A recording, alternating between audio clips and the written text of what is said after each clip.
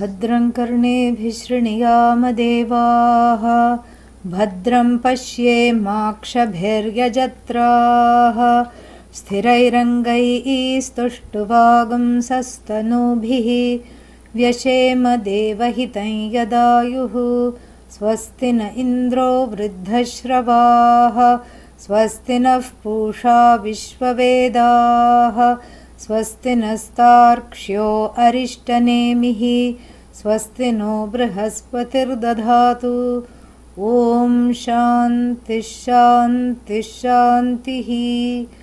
ॐ सहना भवतु सह वीर्यङ्करवावहै तेजस्विनावधीतमस्तु मा विद्विषावहै। ॐ शान्तिः शान्तिः शान्तिः।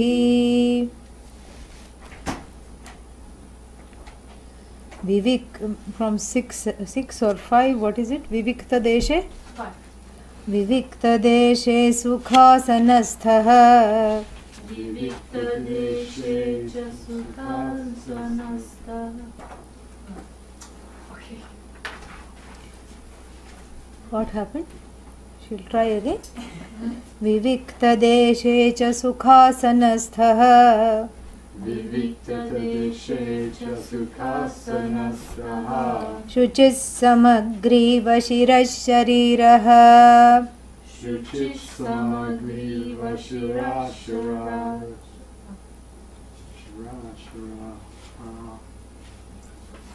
विविक्तदेशे च सुखासनस्थः विविक्तदेशे च सुखासनस्थः शुचिः समग्रीव शिरः शरीरः शुचिः समग्रीव शिरः शरीरः अत्याश्रमस्थः सकलेन्द्रियाणि अत्याश्रमस्थः सकलेन्द्रियाणि निरुध्य भक्त्या स्वगुरुं प्रणम्य निरुध्य भक्त्या स्वगुरुं प्रणम्य हृत्पुण्डरीकं विरजं विशुद्धं हृत्पुण्डरीकं विरजं विशुद्धं विचिन्त्य मध्ये विशदं विशोकम् विचिन्त्य मध्ये विशदं विशोकम् अचिन्त्यमव्यक्तमनन्तरूपम्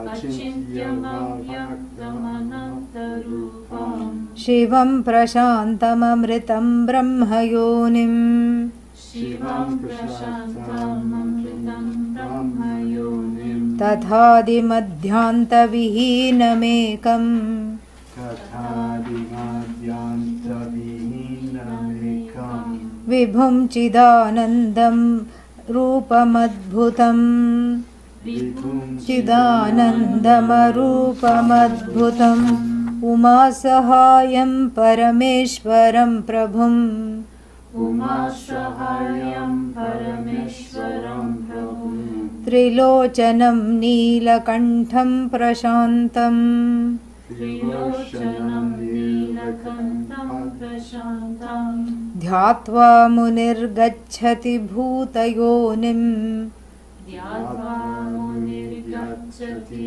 भूतयोनिम् समस्तसाक्षिं तमसः परस्तात् समस्तसाक्षिं तमसः परस्तात्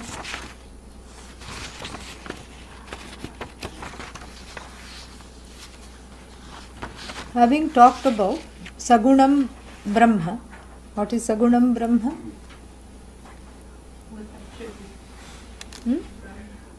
Bhagavan, Ishvara. Sagunam Brahma is Ishvara. Ishvara is another name is Sagunam Brahma. Gunaihi saha vartate, or not even vartate. Vartate means that which is there along with form and attributes. And what are those attributes? Those attributes have all to do with causality. Yeah. When the causality is placed upon the shoulders of the shoulderless Brahman, then it is known as Ishvara. Brahman plus, the causation of the Jagat. is called Ishvara. It's very easy, you know. And when that causality is removed, and what is that? Nirgunam Brahma. Sagunam and Nirgunam. There is no other guna. It's not that, you know, Brahman is sweet and then salty Brahman is Saguna, then sweet Brahman is, you know, Saguna, tasteless Brahman is Nirguna, you know, bland, no taste. Nothing like that. What we are talking about here is that it's all about the causation factor. Jagat Karanam Sagunam. And that which is the causation, the causality is something, you know, we have to see if it is intrinsic to Brahman or if it is incidental to Brahman. And when we look into this, what do we see? Is it intrinsic or is it incidental? The causality is incidental. Why? Because if you take away Jagat from Brahman, are you affecting the limitlessness in any way? No? Not at all. Because the causality comes and goes. It's like saying the clay is the cause of this pot. So we have imposed a causality on to the clay. But do we take away something from the clay because we consider it the cause of the pot? Or do we give it something extra when we consider it the cause of the pot? And when the pot breaks and then becomes one with clay again, is there some kind of a change in clay? No. But since we are learning meditation here, we are learning this kind of a meditation, and in this meditation what has been talked about is that it is you begin with a form. First it was told how to sit, where to place, you know, the seat, and then, you know, you think of Bhagavan along with the Maya Shakti and knowledge, all power, all knowledge. Visualize the Bhagavan, and then, you know, you meditate. This is what was said. So this is the relationship, to forge the relationship between the jiva as a devotee, because what the meditation does is bring out the devotee, the kicking, screaming devotee who doesn't want to be found, but which is there in the heart nonetheless. It is brought out with great difficulty during the waking state, but it is brought out, the devotee is brought out with great ease in the meditation. Why? Because all the other things, distractions are not there. And the only role that one fulfills in the process of the meditation, during the duration of the meditation, is that of the bhakta, the devotee. That is why Sagunam Brahma, you know, upasana is something that you cannot, you know, bypass. And the people who want to go to pure consciousness, you know, without understanding Ishvara, are purely insane. That's all you can say. You know, really, it's madness. I have to take out the form and the name. What are you going to be left with if you take out the form and the name? Then you may as well not meditate. Why? Because, you know, meditation means that you are relating. And how can you relate without form? And even those traditions which say that God is formless, even our tradition says that, but they don't think that our tradition says that. So even those traditions which say that God is formless, even they have certain ways of relating. In Catholicism there is cross, Christianity there is cross. Every telephone pole is in the shape of a cross, but they are not kneeling down in front of every telephone pole. They are not genuflecting on in front of everything that is in the shape of the cross, correct? So the shape of the cross is a deliberate adhyasa for Sagunam Brahma. Yes, in Christianity it's a deliberate superimposition. And likewise, even when they say Allah is holy but doesn't have form, they will not represent Allah in any way, but all of them will face the holy direction west. Why west? It's a form. Praying in a certain way with the palms outstretched, that's a form. It's all designed to bring out the devotee within. So even though people say that I don't want Sagunam Brahma, really speaking, that is something which is, important to use for meditation. And Sagunam Chet Dhyayeta Nirgunam Chet Jnayeta, Adi Shankara said in one of the places. If it is Sagunam, it has to be an object of meditation. If we are talking of the Nirguna, that which is free of attributes, how can it be an object for meditation? It has to be something to be understood. Yeah, it's an object for knowledge, not for meditation. And so saying, so therefore, these three sets of verses, very beautiful. So we have seen how to do Saguna Brahma Upasana. We have seen that. How to meditate with the help of the form, and here the forms chosen are what? Vishnu and Lakshmi, correct? Yes? Yeah. Shiva and Parvati. And then, so we have, we have the form, we are looking at the form, and then what is the next step? To understand what this form represents. So first we have the relationship of the devotee to the form, and then we have the cognitive understanding of what this form represents. And let us look at that.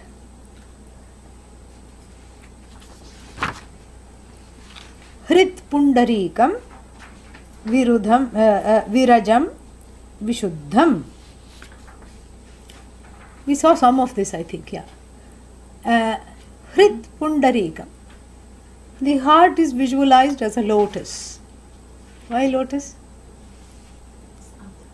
It symbolizes purity. And who is visualizing the heart as a lotus? The one who feels I'm full of papa. I'm not even worthy of meditating. Forget praying. I can't even sit. I'm not worthy of appearing in front of this Bhagavan, which is all knowledgeable. This devotee who feels insufficient, who feels limited, this jiva, who feels completely hopeless, is the one who is told that your heart is like a lotus by none other than the Kaivalya Upanishad. So this heart is like a lotus. And another reason for lotus. The lotus is one of the flowers, few flowers, that blooms when it is touched by the rays of the sun. It blooms. And then as soon as the sun sets, you know what it does? It closes. And then again it blooms when it sees the sun. So it responds to the sun, correct? And so too this Atma Tattva, this Atma, the light of this Bhagavan, this light of this Brahman, this Satchidananda, the light of the Satchidananda, the Jiva smiles, makes the Jiva smile.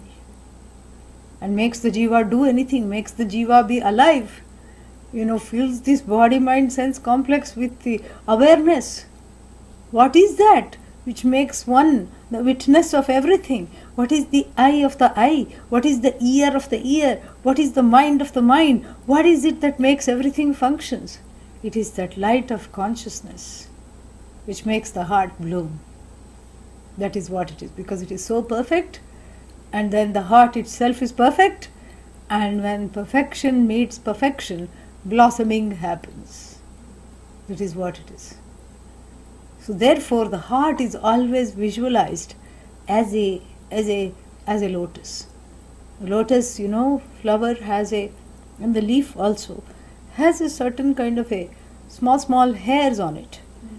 Then nothing stays. Anything that you put there just slips and goes away. So too the heart is free of papa, is free of punya, is free of guilt, is free of hurt, is free of grudges, is free of resentment, is free of all kalushas. Anything, all kleshas, all kalushas, it is totally free. And that is why the next word is virajam. Vigatam rajas, vigatah rajah yasmat, from which all rajas has departed. Here rajas means longing, because it is the longing that makes one restless. Virajam. So this heart, in the heart, which is, in the heart, which is free, which is in the heart, Hrit Pundarika, Madhye, in the middle of the heart. Please contemplate on that which is free of all restlessness and all longing. And there is a place in that heart which is free of all longing. Definitely there is a place. And that is the place one goes to when one is asleep. When you are asleep, what longing is there? No longing. Only a sense of belonging with everything. Correct? There is no separation. So Hrit Pundarikam, the heart lotus, you can take it in several ways.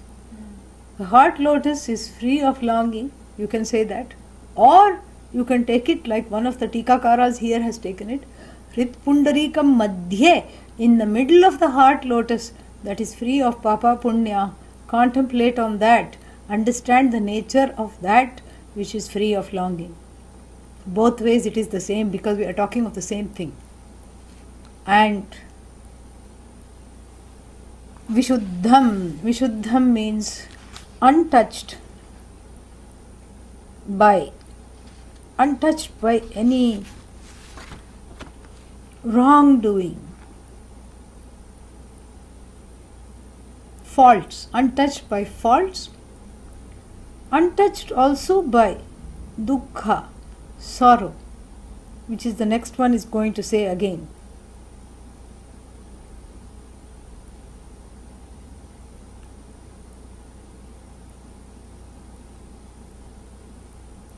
And untouched by ragadvesha, also virajam. Rajas is ragadvesha, rajas is restlessness due to longing, all these things. And vishuddham, free of sorrow. Free of sorrow is this Bhagavan. And where is this Bhagavan visualized? In the lotus of the heart. In the lotus asana, padmasana of the heart. And then vichintya visheshena dhyatva, where hridaya pundarikasya antah vishadam nirmalam shuddha spatika sankasham ityartah. And again the Tikakara also says the same thing here.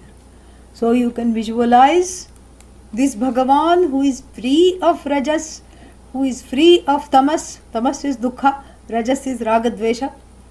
Who is free of rajas and tamas. Vishoka is tamas, and viraja is rajas.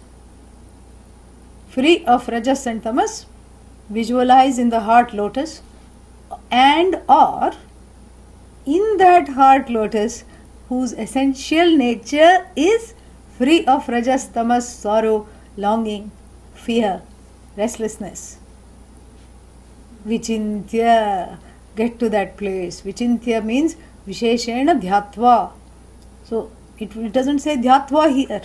Dhyanam is for sagunam only. Dhyanam means meditation. Nirguna cannot be an object of meditation. Why? Because it doesn't have a form. So here nirguna, that which is free of attributes, is seen as the nature of oneself alone and becomes a subject for contemplation, not for meditation. So when it is unknown, it has to be known, and when it is known, it becomes abhyasa, a repetition of contemplation. That's all it is. And then Vishokam, Vigatam, Vigata Shoka, Shokaja, Dukkham, Vishokam, Anandapurna Hridayam Smitananam cha ityarthah. Vastutah astu achintyam vangmanasa atitatvena pratyaya santi ityarthah. Hetuhu avyaktam. Okay. So then Achintyam here means Vishogam, Vishundam. Vichintya here, Vichintya Madhye. Madhye means in the middle of the heart. Vichintya means contemplating upon. Understanding that the object of meditation or contemplation here and the subject, which is the contemplator, are essentially one and the same. And how that is, we will see later, a little later, after seeing this whole thing.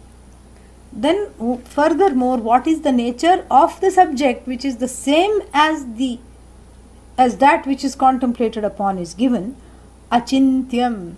Very interesting, because first Vichintya means having contemplated upon what? That which is not able to be grasped as an object.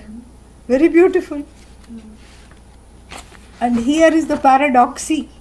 Correct? And what is the paradoxy here? That if I try to grasp it as an object, it is ever elusive.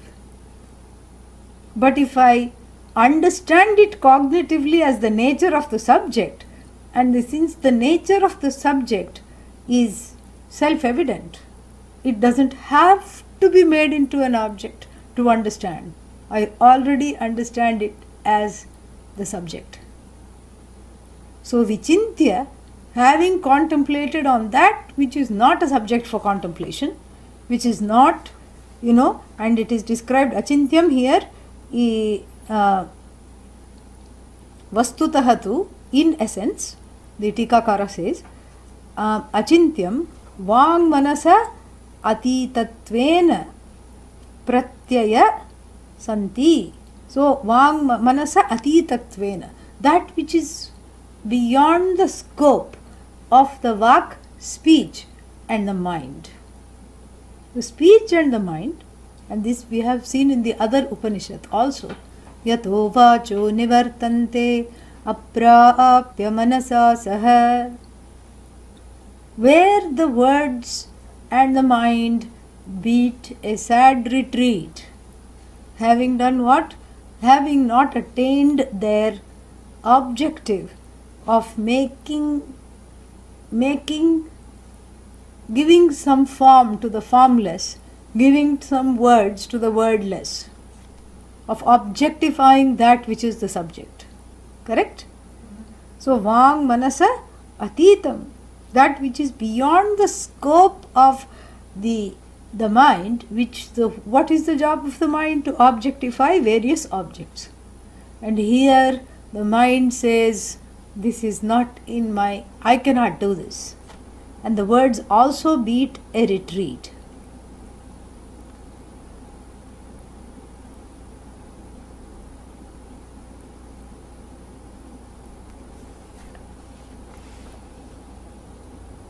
Avishayam. Avishayam means not an object. Avyaktam, therefore unmanifest. As the cause of the universe, it manifests everything itself, doesn't have a form. Because if Brahman becomes one more manifestation, what happens to it? It becomes limited. It becomes one more thing, one more cheese. What is cheese? Cheese means thing in Hindi. Very good. It becomes an object. Cheese means thing in Hindi. It becomes one more cheese to be dissected, to be objectified. So you have cheddar cheese, blue cheese, and all these cheese, and Brahman cheese. No. Therefore, this whole penchant for experiencing Brahman that people have, this madness, has to be given up. Why? Because it is the nature of the experiencer. You only want to experience something that is away from you, correct? Correct? Please show some signs of life, yes or no? Yes. So, if supposing, if it is always with you, in fact it is you, are you ever away from you? Are you ever not experiencing yourself? No. Even in sleep you are experiencing yourself. That's how you are able to tell me the next morning that you are, you slept very well. That you are, so therefore that subject which is never away from you, which is yourself alone, which never disappears. So another name for Atma is Alupta Drik, the seer, that without eyelids, that never sees, that never ceases, to see. Yeah, it's always seeing. The all-seeing eye, it doesn't have eyelids because it doesn't even blink. Because in blinking you may miss so many things, correct? Here, there is nothing to miss. Itself is you, that is you alone. And so here, therefore it says that avyaktam, achintyam, that which is not an object, and therefore you can never meditate upon nirgunam Brahma. You can never buy it in the store. I'd like a little bit of nirgunam and little bit of sagunam, please. It is not describable by the mind. It is not describable by words. So therefore we cannot conclude that it is not there. Correct? How do we know it is there? Because it is you. If you are there, it is there. Trust me. Okay? Yeah. The moment you say I am not there, then we'll have a conversation. Come back. First I will show you how you can never say I am not there. Because in saying you are not there, what are you saying? I am very much there. That is what you are saying. So therefore, this is what happens. So therefore what? Achintyam, avyaktam, not manifest as an object. And therefore what is its form? You are keeping on telling me it's not this, it's not this, it's not this, it's not this. That whose form is unending, anantarupam. Meaning every form is its own form. All the objects that have form are not away from Brahman, but Brahman itself has no particular name, no particular form. Because it has no particular name or form, it can uphold everything and be non-separate from everything that has name and form, also has the presence of Brahman. But Brahman does not have a separate form and a separate name that it calls its own. That's what it is. We use the word Brahman to refer to it because otherwise how to teach, how to talk about it. But the word Brahman and also the word Sat, Chit, Ananda or Satyam, Jnanam, Anantam are indicatory words whose meaning resolve in the all-knowing I. Yeah. They just indicate Brahman and then they dissolve. They create the vritti of what it is in the mind, not by the mind. The words, when you understand the meaning of Satyam, Jnanam, Anantam, which we saw last weekend, yes? No? Yes?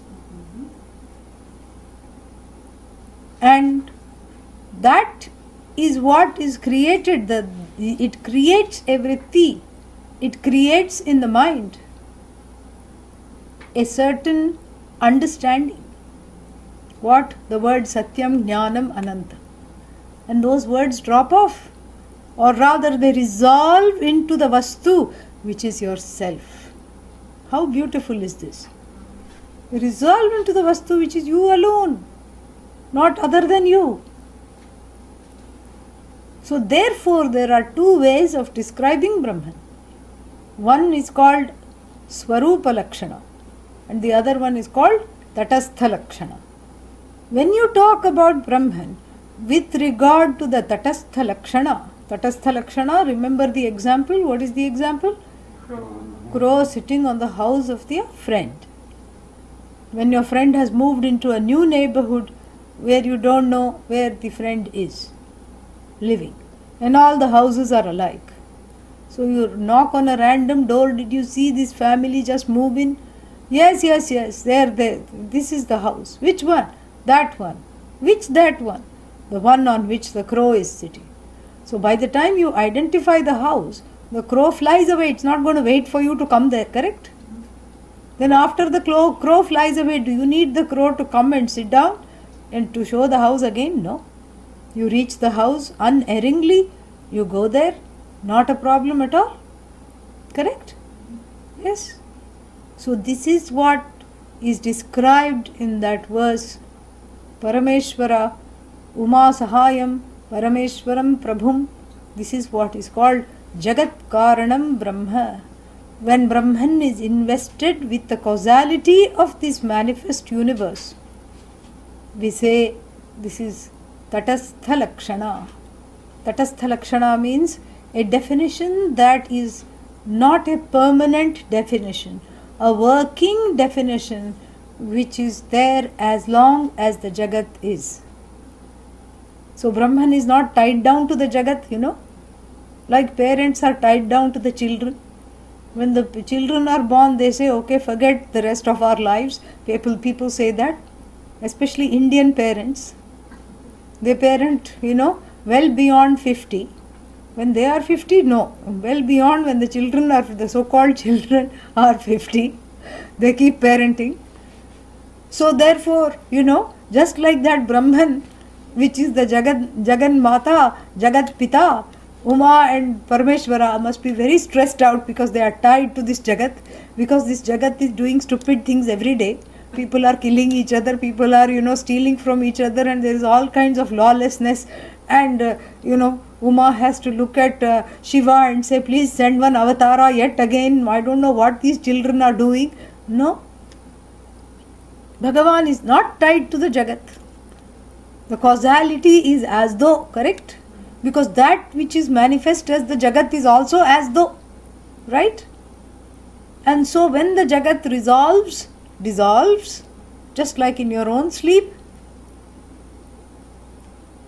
the causal status of Brahman also resolves, correct?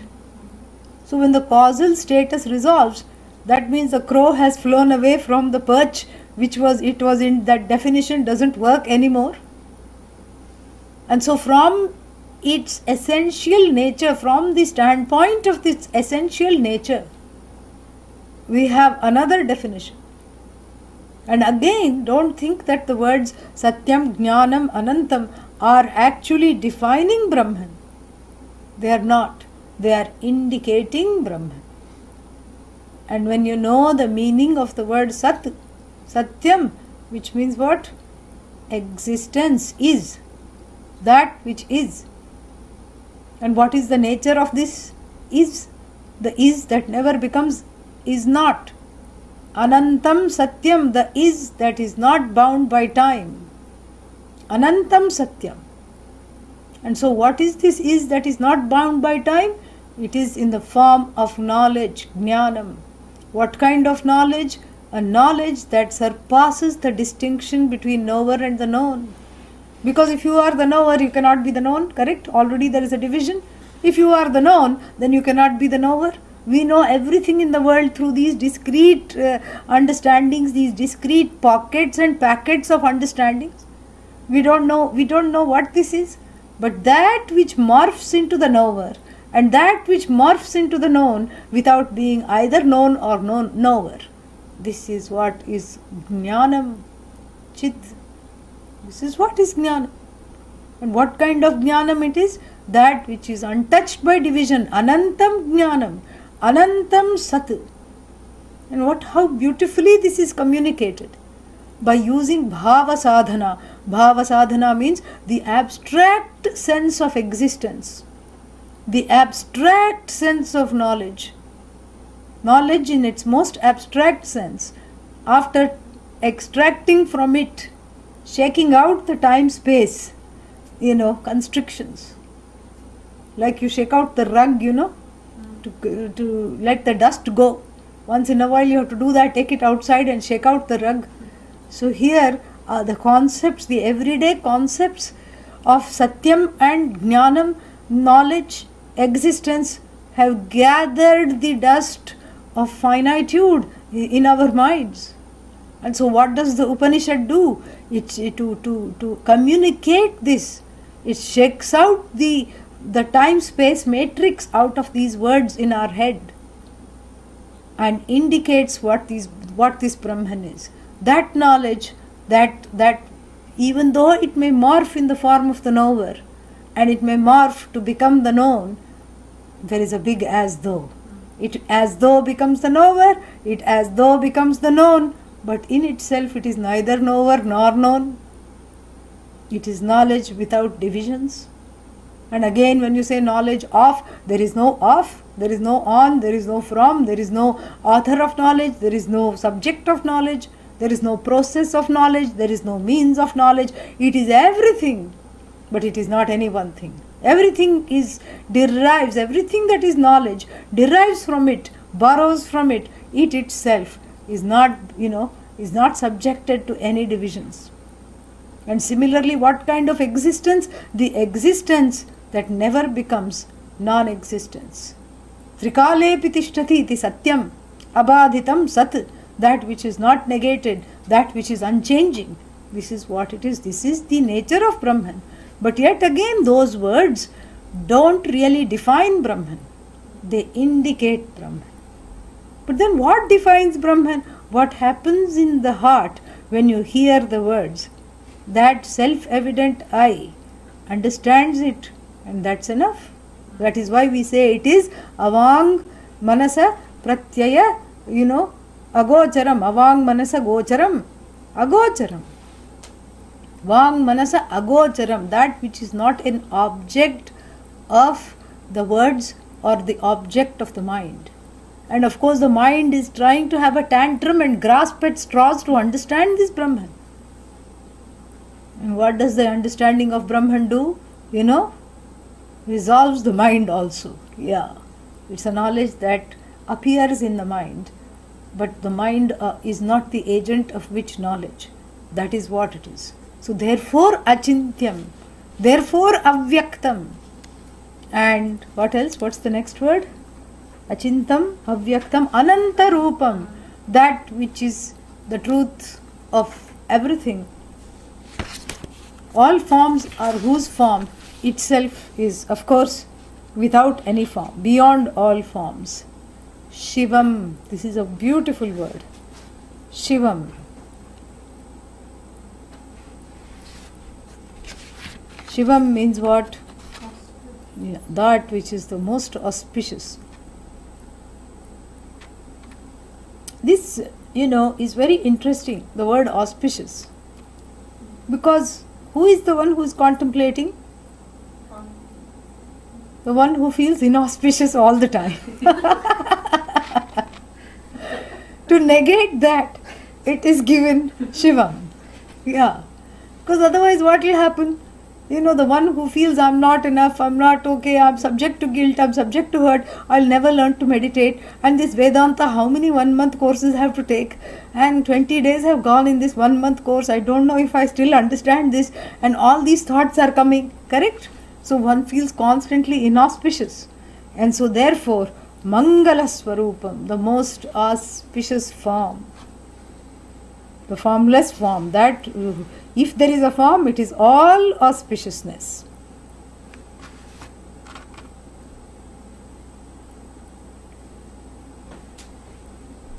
Avyaktam asatvam parichedam navarayati anantarupam navidyate antah iyatta rupanam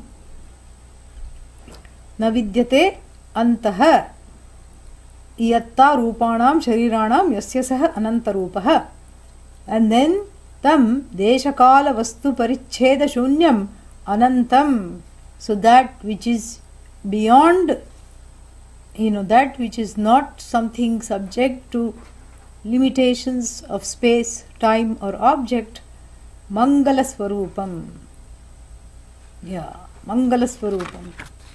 And then what? Prashantam, which is absolutely at peace with itself, absolutely resolved, free of longings, free of restlessness, and free of the fallacy of avidya.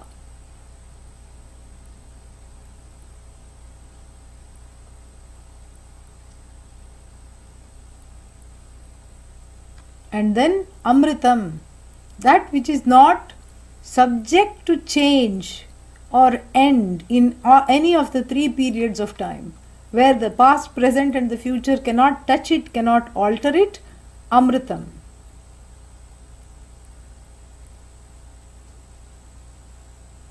Or Amritam also means Ananda Swarupam. What is Ananda Swarupam?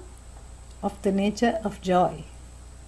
Why is immortality and joy, why are they connected? This is something very interesting to think about.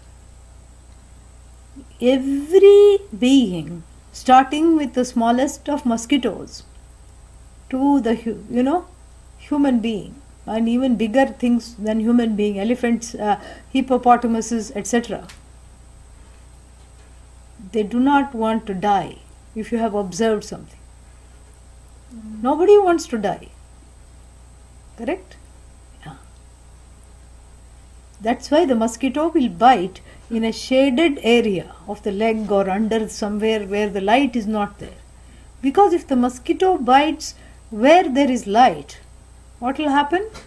Yeah, you will give it moksha instantly. Yeah. Without Brahmopadesha, you will make it into a chutney, you will go pachak, and then what will happen? Ram Nam Satya Hai. That's what will happen, And so therefore, here it is very clever. It's Bhagavan's intelligence. It is Brahman. Mosquito is Brahman. Brahman is not mosquito, that's all. Yeah.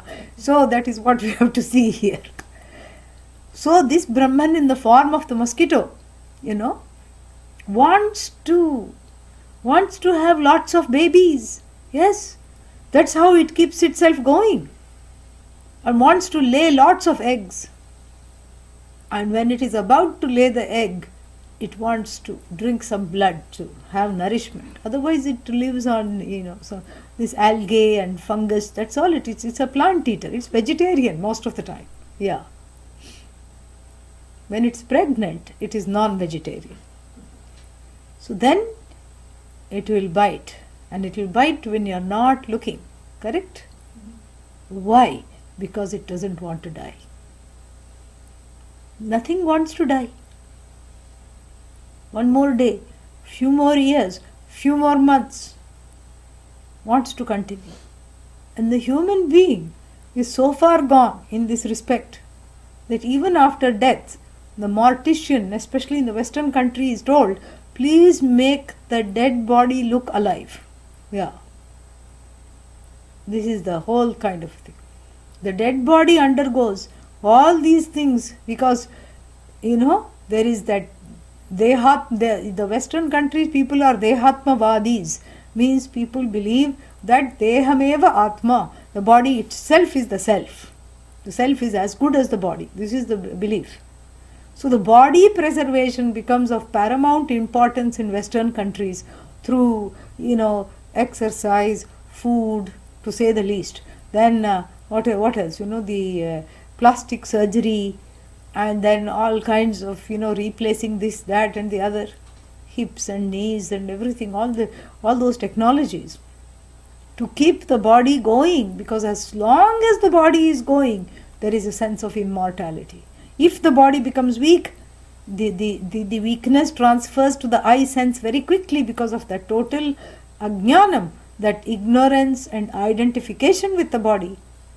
And so the body has to be kept intact, the mind has to be kept intact, and then only I am happy. So you see this, there is a very strong connection between the desire to be and happiness. Because the desire to be And how long do I have the desire to be? Forever. And even though consciously, in the head, one may know that yes, I'm going to die one day. But then what becomes the next project? I want to leave something behind that will remind everybody of me. I want to achieve something big. I want to leave something behind. Why? Because that is me. Correct? My legacy is me. What do you want to leave behind? I want to make a lot of money. I want to leave that behind.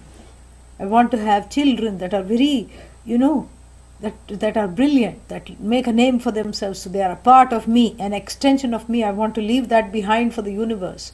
Or I want to do some good works, some dharma, some social service, build temples, build, some places where people can come and study and build all these things and, ashrams or whatever it is. And I want to leave that legacy behind. You see? Even though one knows consciously that one is not subject to, the body is subject to death, one still wants to continue. I want to leave something behind. This itself shows that what one wants is that foreverness. Yeah, that foreverness is what one wants. Except the problem is that one looks for the forever in the not forever places. In places that can never ever be forever. In places and things that are finite, one looks for the infinite. This is what Lord Yama tells in the Kathopanishad. Dhiraha, the people who have viveka, adhruveshu dhruvam na prarthayate, never seek the infinite in the finite places. That is the viveki. But until that viveka comes, until that discriminatory understanding comes, until that wisdom comes of what am I seeking?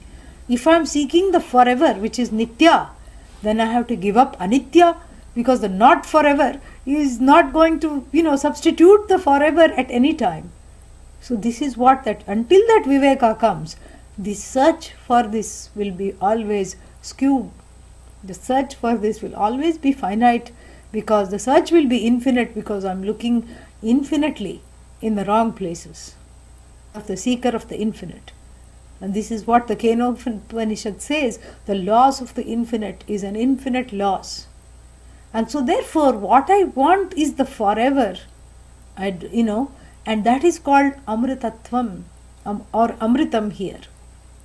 Amritam means that which doesn't change in all three periods of time, that which is never subject to negation, and that which always is the same, and that which always is. And if you look for such a thing in the Jagat, what will happen? Will you find it? No. We know the story of the mustard seeds. Lord Buddha's story of the mustard seeds. You've heard that? No? This lady came, Buddha was meditating in the forest, and this distraught lady came carrying the dead body of her child who had just passed away. She was carrying this child on the shoulders, the dead body, and she was so distraught. She says, "You who can do anything, I have come with you with full faith. Bring this child back to life. I want you to bring this child back to life." And what did the Buddha say? She was so distraught, she would not have heard anything. So she places the child at the feet of Lord Buddha.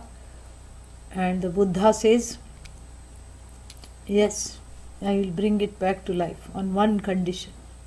Please bring me a few grains of mustard seeds." She says, "Mustard seeds? That's such a common thing, I can get it in 2 minutes." Yes, but from a house that has never seen death. Yeah. And she is so distraught, she is not thinking clearly. She knocks from house to house. "I want some mustard seed." "Yes, sister, come in here, take." "No, but from a house that has never seen death." "Oh, that's not us. We lost the elder, grandfather, another one, grandmother, brother, sister, father, mother, child." And after going through 10 or 12 houses, then she understands that she is looking for the forever. She is not looking for the child to be brought back to life necessarily. what she is wanting is something else. And then she comes back a much wiser woman. And what does she say to the Buddha? She says, give me some time to go and bury this child, and then, take me into your order. And as a nun, she says, please initiate me, because that is what I really want. You have opened my eyes as to what I want. So like this, there are many ways of teaching. And here, Amritam, is not an object to be found like the mustard seeds. You can't go and ask for it. You can't go and get it. It's not the question of, hanging on to something that you like for a few more years or for even a lifetime. It is to understand that the one who is seeking the infinite happens to be infinite. So if you seek the infinite, that means you don't know you are infinite. And that is what is Amritam here. And Amritam is always Atishaya Ananda Rupam. That Niratishaya Ananda Rupam, that without any limits, that happiness. Because what I want is to be. And that being, without the constrictions of place and time, is called Ananda. That being is equal to a limitless being, not constricted by time or place.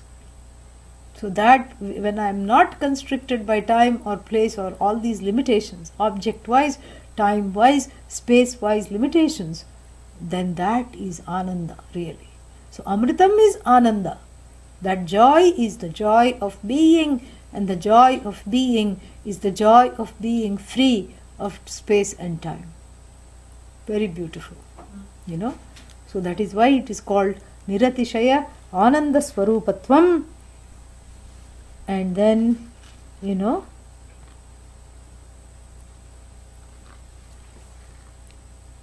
Brahmayonim. Brahmayonim here means not the source of Brahman. Because the Brahman who is the source of everything, correct? Yeah, Brahmayonim is the one who is Brahmaji, the source of the creator, the so-called creator who created this whole Jagat. So we have the whole understanding of Brahma, Vishnu and Shiva in terms of the functionality. We have this, this Trimurti, Trimurtayah, these three kinds of, avatars based on form and function. And what does Brahma do? Creates. Brahmayonim here means the source of the one who creates everything. That is Brahman. Brahmayonim, yeah. Jagat Janmadi Karanam Etad Visheshena Jatam Tad Swarupam Iti. And even if you take Brahmayonim as Brahman, not Brahmaji, then it has to be split, the compound has to be split differently. Brahma Eva Yonim, Brahmayonim. Yeah.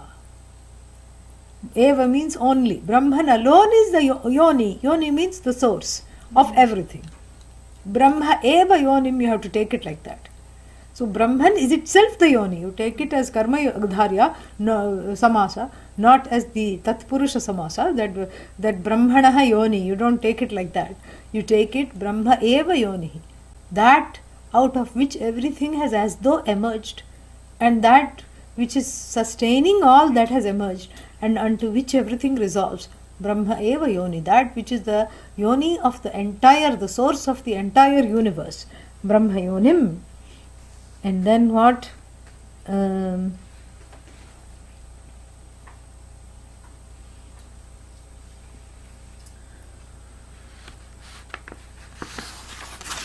What is the next word? Brahmayonim. Tatha Adi Madhyanta Vihinam. Adi, Madhya and Anta. Anta means what? End. Adi means beginning. And in between the beginning and the end, what is there? Madhya, middle. Adi Madhyanta Rahitam means that which is without a beginning. Utpatti Paricheda Vinasha Varjitam Tatra Hetuhu Ekam Dvitiya Vastu Matra matra rahitam. So adi madhyanta rahitam, that which is without a beginning. When did Brahman start? BC or AD? You know? All BC and AD is because of which? Correct? Yeah. And if anybody answers the question, when did Brahman start? If they say AD, you add one more D and say ADD. That's all. Yeah. Because that which doesn't have a starting point, that is what is limitless. Amritam. Amritam is not just free of death, but also free of beginning here. Amritam expresses only one portion of it, that word. But really it means free of beginnings. Because beginnings means what? Beginnings means there was a time when it was not. Already mortality is there in the beginning itself. So then that which is free of beginning, and if it is free of beginning, what about the middle? If it didn't even have the beginning, then what point are you going to say this is the middle point? If you are watching a movie, correct? Then the movie is 2 hours, This is if it is in this country. Indian Bollywood movies are 4 hours long, yeah. And if anybody makes a Bollywood movie of 2 hours, nobody will go to see it because they will say it's too short. We have to save our money, we have to eat everything for our money. So if it's 3.5 hours long, everybody will go see it. And so in 3.5 hours, after 1 hour and 20 minutes, then they will say intermission, a little interval, 15 minutes break, like we do for class in the weekends. So we have a little break after the entertainment, and then people, the popcorn wala will come and everything will come, and then juices and the sodas and everything you buy, and then again you come back and sit down, and then and then the curtain lifts again and the rest of the movie will start. Now this intermission, when that intermission comes and the curtain goes down, even in the play they do this. What do you know? You know that it's the middle now, correct? Yeah. How do you know it is the middle? Where is the middle? How do you know it is the middle? Where is the middle cognized from? Where is the middle measured from? From the beginning, correct? Yeah. Either from the beginning or in relation to the end you measure the middle. When the beginning is itself not there, where are you going to put the intermission for this movie which is the Jagat? Or for this Brahman? Where are you going to put the intermission? There is no middle point. And then likewise, there is no curtain closing, correct? Jagat curtain may close, but Brahman doesn't have, an end point. One that is free of time totally. That is why it is expressed here, free adi madhyanta vihinam. And how many Brahmans are there? Just to make sure we are all on the same page. How many Brahmans? Just 2, right? Ekam. Ekam means the advitiyam, without a second. There is no second, there is only one. That which is indivisible. And even though it is ekam, it is vibhum. Vibhum means all over the place it is. Sarva vyapakam, vibhum. Vividham bhavati iti vibhuhu. That which becomes into, quote unquote, as though becomes into many things without undergoing any change. So in a word, it is everywhere. It is that which is present everywhere. All pervasive. Swayam prakasham niratishaya, anandam arupam. Chidananda Vyatirkta Swarupa Rahitam. Arupam means, I'll take one more minute today. Arupam means what? Free of a particular form.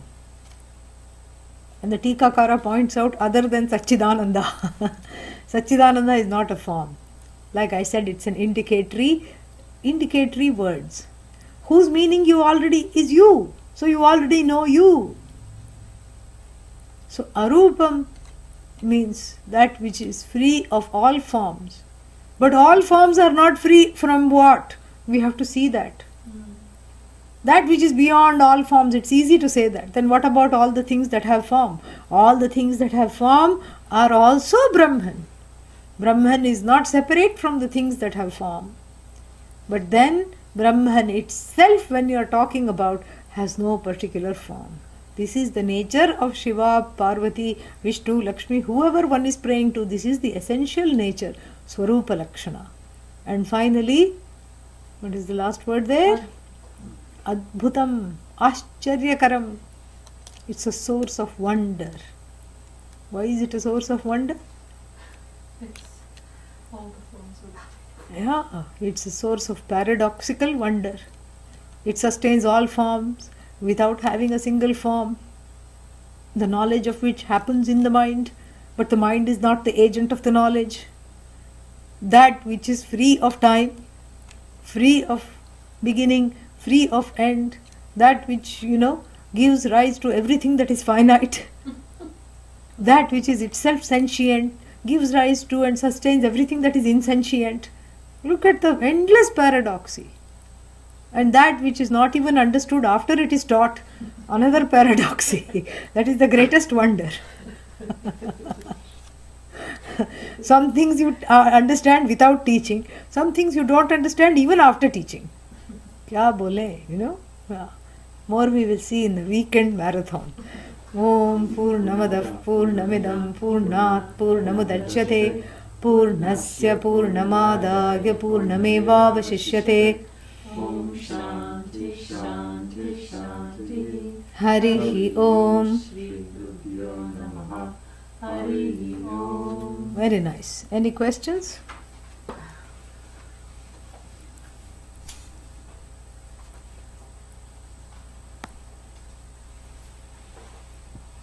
Yeah, again, if there is anybody that is here that took the class a little later and did not register with us, please, and you would like to get a certificate, you have been attending everything properly, and we don't know where to send you the certificate, so we need an email address. So please send your email address at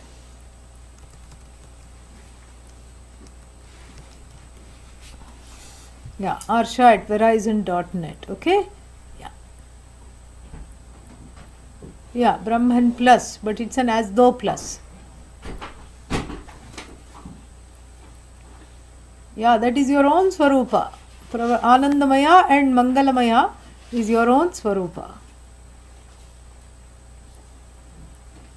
That you recognize it as such, that means you are knowing your own Swarupa. So tomorrow morning again, 9 o'clock, 9:30, our time. Yeah. Difference between contemplation and meditation. Contemplation is seeing the truth of the words of the Shastra. Meditation is repeating the mantra to connect with the whole and bring out the devotee within you. That is the difference. Why is it said that Ananta Rupam instead of Anantam? Same reason. It's to rhyme with the meter. You see, we have the meter here. Yeah. Meter hai na? Ajnana causes samsara, and every steps of this samsara locks us down to more samsara. You said it, Harish. Yeah, you said it. When the universe began to expand, was there only Nirgunam Brahma? Did Nirgunam Brahma cause Sagunam Brahma? What expansion? Where is the universe? Where is the universe really? The universe is that Jagat has no beginning, really speaking, because it was always there in another kalpa. Or Jagat is equal to Jayate Gacchati, and so that which is gone, that which is born. So really speaking, Nirgunam Brahma did not cause Sagunam Brahma. With reference to the Jagat, we have a name for Brahman which is called Sagunam Brahma, because it includes the power and Ishvara, and the power of Ishvara, the status of Ishvara, and Nirgunam Brahma means that which doesn't have causality. That's all. Yeah. technical definition. Okay? Yeah. We'll see tomorrow. Oh.